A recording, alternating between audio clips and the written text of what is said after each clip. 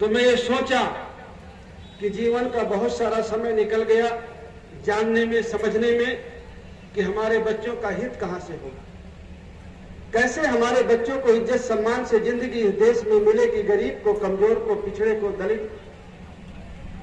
आदमी पेट से सीख के नहीं आता। जानते जानते मुझे 50 साल लग गए और जब मैं 50 साल का हुआ, जब मैं 46 साल का था तब तो मुझे जेल भेजा गया और जब मैं 50 साल का हुआ तो मैं छूटा।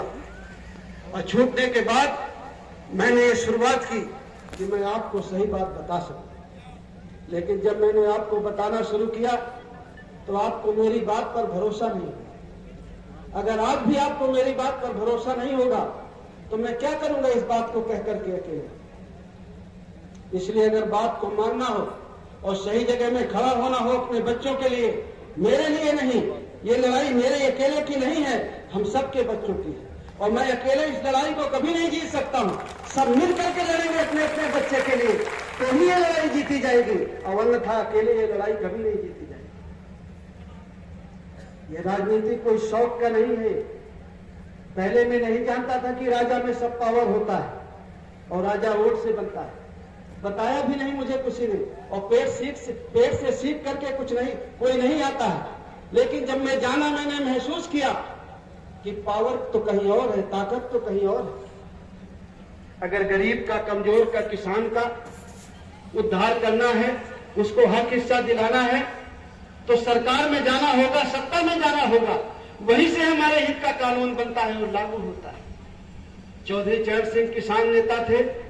अक्सर वो एक बात कहते थे किसान भाइयों के बीच में जाके, वो देश के प्रधानमंत्री थे, कि मेरे किसान भाइयों, अगर आपकी आंख, एक आंख खेत में हो तो आपकी दूसरी आंख विधानसभा और लोकसभा में हो, क्योंकि आपके हित का कानून विधानसभा में बनता है और लोकसभा में बनता है। खाद सस्ती मिलेगी कि महंगी मिलेगी, इसका फैसला संगम में नहीं होता, इसका फैसला वो लोग करते हैं जिसको वोट से जिता करके विधानसभा और लोकसभा में भेजते हैं। इसलिए वो कहते थे कि आपकी एक आंख खेत में हो अपने, तो दूसरी आंख आपकी विधानसभा और लोकसभा में।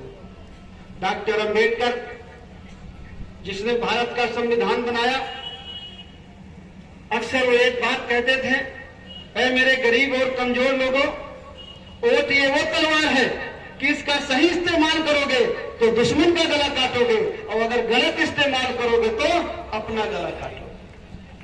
70 सालों से तो अपना गला काट रहे हैं, अपने बच्चों का काट रहे हैं। कभी किसी के नाम पर देते हैं, कभी किसी के नाम पर देते हैं, अपने बच्चे के विकास के नाम पर नहीं देते, अपनी बेटी की सुरक्षा के नाम पर नहीं देते। शराब पी करके देते हैं, कपड़े पहन करके देते हैं, 2-4 हजार रुपया किसी को दे दो, उसकी गाड़ी में बैठ करके प्रचार करने लगता है। क्या उससे पूछते हो कभी कि आपके बच्चे के हित के बारे में वो सोचता है?